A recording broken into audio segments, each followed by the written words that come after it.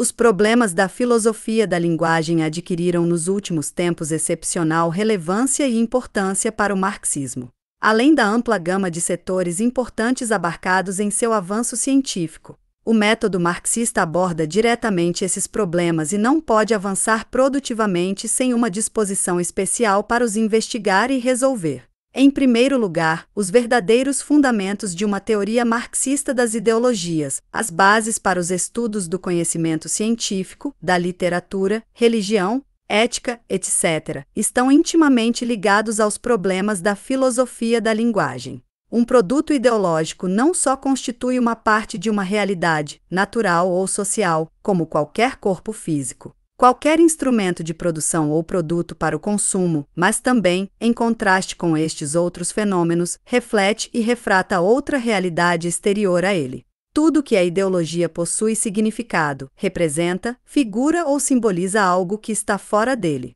Em outras palavras, é um signo. Sem signos, não há ideologia. Um corpo físico é igual a si mesmo, por assim dizer, não significa nada, apenas coincide totalmente com sua dada natureza particular. Neste caso, não há nenhum problema de ideologia. No entanto, um corpo físico pode ser visto como uma imagem, por exemplo, a imagem de inércia natural e de necessidade encarnada nesse objeto particular. Qualquer imagem artístico-simbólica originada por um objeto físico particular já é um produto ideológico. O objeto físico se converte em signo. Sem deixar de ser uma parte da realidade material, esse objeto, até certo ponto, reflete e refrata outra realidade. O mesmo se aplica a qualquer instrumento de produção. Uma ferramenta por si só é desprovida de significado especial, domina só uma função determinada, servir para este ou aquele propósito. A ferramenta serve a este propósito como dado objeto particular que é, sem refletir ou representar nenhuma outra. Mas uma ferramenta pode se tornar um signo ideológico, como, por exemplo, o martelo e a foice que constituem a insígnia da União Soviética. Neste caso, a foice e o martelo possuem um significado puramente ideológico. Além disso, um instrumento de produção pode ser decorado ideologicamente. As ferramentas usadas pelo homem pré-histórico estão cobertas de pinturas ou desenhos, ou seja, com signos. É claro que este tratamento não converte em signo uma ferramenta. Também é possível realçar esteticamente uma ferramenta, de tal modo que o seu desenho artístico se harmonize com a finalidade para a qual se destina na produção. Neste caso, se efetua algo como uma aproximação máxima, quase uma fusão de signo e ferramenta. Mas mesmo aqui detectamos uma clara linha divisória conceptual. A ferramenta, como tal, não se torna um signo, o signo, como tal, não se torna um instrumento de produção. Qualquer bem de consumo pode se tornar um signo ideológico. Por exemplo, o pão e o vinho são símbolos religiosos no sacramento cristão da comunhão. Os bens de consumo, bem como as ferramentas, podem se combinar com signos ideológicos, mas a combinação não apaga a clara linha divisória conceitual entre eles. O pão é feito com uma forma particular. Esta forma não é garantida apenas pela função do pão como um bem de consumo, também tem um valor determinado. Ainda que primitivo, como signo ideológico, por exemplo, o pão com forma de um número 8 Kreckfir ou de roseta. Assim, em paralelo aos fenômenos naturais, aos equipamentos técnicos e aos bens de consumo, existe um mundo especial, o mundo dos signos. Os signos também são objetos materiais particulares e, como vimos, qualquer objeto da natureza, da tecnologia ou do consumo pode ser um signo, adquirindo no processo um significado que vai além de sua particularidade específica. Um signo não existe simplesmente como uma parte da realidade, senão que reflete e refrata uma outra realidade. Portanto, ele pode distorcer essa realidade ou lhe ser fiel, ou percebê-la a partir de um ponto de vista especial, etc. Cada signo está sujeito aos critérios de avaliação ideológica, se é verdadeiro ou falso, correto, justo, bom, etc. O domínio da ideologia coincide com o domínio dos signos. Eles são equivalentes entre si. Onde quer que um signo esteja presente também está a ideologia. Tudo que é ideológico possui um valor semiótico. No domínio dos signos, na esfera ideológica, existem profundas diferenças. No fim das contas, o domínio da imagem artística, do símbolo religioso, da fórmula científica, dos processos judiciais, etc.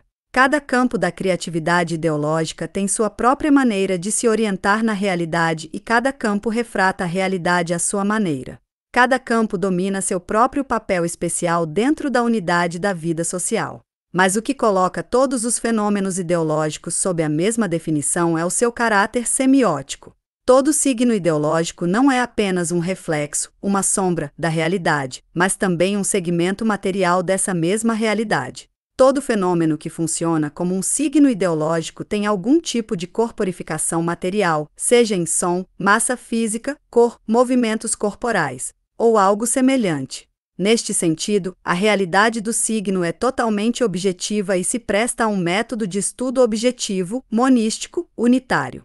Um signo é um fenômeno do mundo exterior. Tanto o signo em si como todos seus efeitos, todas essas ações, reações e novos signos produzidos no ambiente social circundante, ocorrem na experiência exterior. Este é um ponto de extrema importância, e, entretanto, por mais elementar e evidente que pareça, o estudo das ideologias ainda não obteve todas as conclusões que derivam daí. A filosofia idealista da cultura e os estudos culturais psicológicos colocam a ideologia na consciência. Afirmam que a ideologia é um fato da consciência. O corpo externo do signo não é mais que um revestimento, um meio técnico para a realização do efeito interno, que é a compreensão. Tanto o idealismo como o psicologismo ignoraram igualmente o fato de que a compreensão só pode produzir-se em um material semiótico, por exemplo, a fala interna. Que o signo se dirige ao signo, que a própria consciência pode surgir e chegar a constituir um fato possível somente na concreção material dos signos. A compreensão de um signo é, no fim, um ato de referência entre o signo aprendido e outros signos já conhecidos, em outras palavras, a compreensão é uma resposta a um signo com signos. E essa cadeia de criatividade e compreensão ideológicas, que passa de um signo a outro e, em seguida, para um novo signo, é perfeitamente consistente e contínua. De um elo de natureza semiótica e, portanto, também de natureza material, avançamos ininterruptamente a outro elo exatamente da mesma natureza. E não há nenhuma ruptura na cadeia, em nenhum momento se funde no ser interior, de natureza não material e não corporificada em signos. Esta corrente ideológica se estende de consciência individual a consciência individual, conectando uns com os outros. Os signos surgem apenas no processo de interação entre uma consciência individual e outra. E a mesma consciência individual está cheia de signos. A consciência é consciência apenas quando é preenchida com conteúdo ideológico, semiótico e, portanto, apenas no processo de interação social. Apesar das profundas diferenças metodológicas que existem entre eles, a filosofia idealista da cultura e os estudos culturais psicológicos cometem o mesmo erro fundamental. Ao localizar a ideologia na consciência, transformam o estudo das ideologias em um estudo da consciência e suas leis. Não importa se fazem em termos empírico-lógicos ou transcendentais. Este erro é responsável não só pela confusão metodológica sobre a interrelação de diferentes campos do conhecimento, mas também por uma distorção radical da realidade em estudo.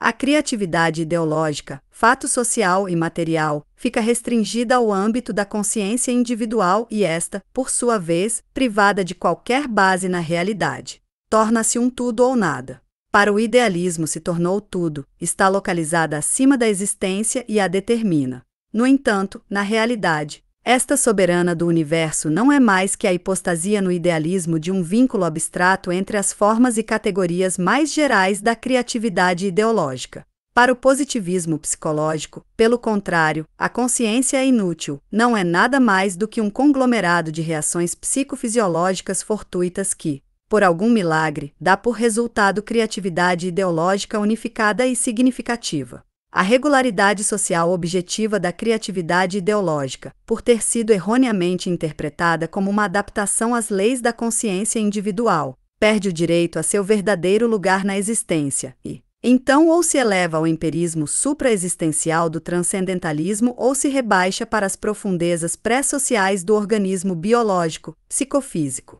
No entanto, a ideologia, como tal, não pode ser explicada em termos dessas raízes super ou subhumanas. Seu verdadeiro lugar na existência está na matéria social específica dos signos criados pelo homem. Sua especificidade consiste precisamente na sua localização entre indivíduos organizados, para os quais constitui o meio de comunicação. Os signos só podem aparecer em território interindividual. É um território que não pode ser chamado de natural no sentido direto da palavra. 2. Os signos não aparecem entre dois membros quaisquer da espécie Homo sapiens. É essencial que os dois indivíduos estejam organizados socialmente, que componham um grupo, uma unidade social, só então pode tomar forma entre eles o meio dos signos. A consciência individual não só não pode ser usada para explicar nada, senão que, pelo contrário, ela mesma tem de ser explicada a partir do ambiente ideológico e social. A consciência individual é um fato ideológico social. Até que se admita isso com todas suas consequências, não será possível construir nenhuma psicologia objetiva e nenhum estudo objetivo das ideologias. O problema da consciência, precisamente, criou as maiores dificuldades e provocou uma tremenda confusão em todas as questões relacionadas tanto com a psicologia como com o estudo das ideologias. No geral, a consciência se tornou o asilum ignorantiae de todas as especulações filosóficas. Está condenada a ser o receptáculo de todos os problemas não resolvidos, de todos os restos objetivamente irredutíveis. Em vez de tratar de encontrar uma definição objetiva da consciência, os pensadores começaram a usá-la como um meio de dar um caráter subjetivo e fluido a todas as definições que eram de objetivas e rigorosas. A única definição objetiva possível da consciência é sociológica. A consciência não pode ser derivada diretamente da natureza, de acordo com as tentativas do materialismo mecanicista ingênuo e da psicologia objetiva contemporânea, em suas variedades biológicas, comportamentais e reflexologia. A ideologia não pode ser derivada da consciência, segundo o entendimento do idealismo e do positivismo psicológico. A consciência toma forma e vida na matéria dos signos criados por um grupo organizado no processo de intercâmbio social. A consciência individual se alimenta de signos, daí obtém seu crescimento, reflete sua lógica e suas leis. A lógica da consciência é a lógica da comunicação ideológica, da interação semiótica de um grupo social. Se privamos a consciência de seu conteúdo semiótico, ideológico, não sobraria absolutamente nada. A consciência só pode se hospedar na imagem, na palavra, no gesto significativo, etc. Fora deste material, resta o puro ato fisiológico não iluminado pela consciência, sem que os signos os tenham dado luz, sem que os tenham dado significado. Tudo isso leva à seguinte conclusão metodológica: o estudo das ideologias não depende em absoluto da psicologia e não precisa ser baseado nela. Como veremos mais detalhadamente em um capítulo posterior, isso acontece quase no sentido inverso. A psicologia objetiva deve se fundar no estudo das ideologias. A realidade dos fenômenos ideológicos é a realidade objetiva dos signos sociais. As leis desta realidade são as leis da comunicação semiótica e são diretamente determinadas pelo conjunto total das leis econômicas e sociais. A realidade ideológica é a superestrutura imediata das bases econômicas. A consciência individual não é a arquiteta da superestrutura ideológica, mas apenas um inquilino que se aloja no edifício social signos ideológicos. Nosso argumento inicial, que libertou os fenômenos ideológicos e sua regularidade da consciência individual, os enlaça firmemente com as condições e as formas de comunicação social. A realidade do signo está totalmente determinada por essa comunicação. Afinal de contas, a existência do signo não é senão a materialização dessa comunicação e dessa natureza, que são todos signos ideológicos. Mas esta qualidade semiótica e o rol contínuo e abrangente da comunicação social como um fator condicionante em nenhum lugar aparecem expressos tão claramente e tão plenamente como na linguagem. A palavra é o fenômeno ideológico por excelência. A realidade da palavra é completamente absorvida por sua função de signo. Uma palavra não contém nada que seja indiferente a esta função, nada que não tenha sido engendrado por ela. Uma palavra é o meio mais puro e sensível da comunicação social. Este poder indicador e representativo da palavra como fenômeno ideológico, assim como a excepcional especificidade da sua estrutura semiótica, constituiriam já razões suficientes para colocar a palavra em uma posição privilegiada no estudo das ideologias. Precisamente a palavra apresenta a matéria mais reveladora das formas ideológicas gerais e básicas da comunicação semiótica. Mas isso não é tudo. A palavra não é apenas o signo mais puro e de maior poder indicador, senão que, além de tudo, é também um signo neutro. Qualquer outra classe de materiais semióticos se especializa em algum campo determinado da criatividade ideológica. Cada campo tem seu próprio material ideológico e formula signos e símbolos que são específicos e não são aplicáveis a outros campos. Nestes casos, o signo é criado por alguma função ideológica específica e permanece inseparável desta. Pelo contrário, a palavra é neutra com respeito a qualquer função ideológica específica. Pode desempenhar funções ideológicas de qualquer tipo, científicas, estéticas, éticas, religiosas. Há também aquela imensa área da comunicação ideológica que não pode ser restrita a nenhuma esfera ideológica em particular, a área de comunicação na vida humana, o comportamento humano. Este tipo de comunicação é extraordinariamente rico e importante. Por um lado, está diretamente ligado ao processo de produção, por outro lado, refere-se tangencialmente às esferas das diversas ideologias especializadas e totalmente desenvolvidas. No próximo capítulo, vamos discutir em mais detalhes esta área especial da ideologia do comportamento ou a vida. Por agora, podemos constatar que a comunicação a respeito da conduta é fundamentalmente a palavra. A chamada linguagem comunicacional e suas formas estão localizadas aqui na área ideológica do comportamento. Outra propriedade da palavra que é de extrema importância é a que faz da palavra o meio primário da consciência individual. Ainda que a realidade da palavra, como a de qualquer signo, se dá entre os indivíduos, ao mesmo tempo a palavra é produzida pelos meios próprios do organismo individual sem recorrer a nenhum outro elemento ou material extracorpóreo. Isso determina o rol da palavra como material semiótico da vida interior, da consciência, linguagem interna. É certo que a consciência só pode se desenvolver graças à disposição de material dócil, expresso por meios corpóreos. E a palavra é exatamente este tipo de material. A palavra pode ser utilizada como signo para uso interno, por assim dizer, pode funcionar como signo em um estado que não chega à expressão externa.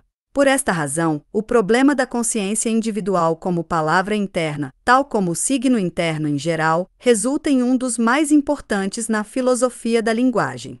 Fica claro, a partir de qualquer ponto de vista, que este problema não pode ser resolvido recorrendo ao conceito usual de palavra e linguagem já esgotado na linguística não sociológica e na filosofia da linguagem. O que é necessário é uma análise profunda e apurada da palavra como signo social antes que se possa entender a sua função como meio de consciência. A este papel exclusivo da palavra como meio de consciência se deve o fato de que a palavra funcione como ingrediente essencial que acompanha toda classe de criatividade ideológica. A palavra acompanha e comenta todos e cada um dos atos ideológicos.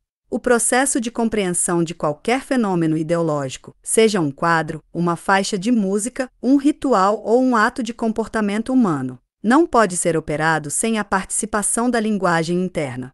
Todas as manifestações da criatividade ideológica, todos os outros signos não verbais, estão imersos, suspensos nos elementos da linguagem e não podem ser totalmente segregados ou divorciados deles. Isso não significa, é claro, que a palavra possa substituir qualquer outro signo ideológico. Nenhum dos signos ideológicos específicos fundamentais é substituível na íntegra por palavras. É essencialmente impossível traduzir com precisão em palavras uma composição musical ou uma imagem pictoresca. As palavras não podem substituir completamente um ritual religioso e não há nenhum substituto verbal adequado nem para o mais simples gesto de comportamento humano.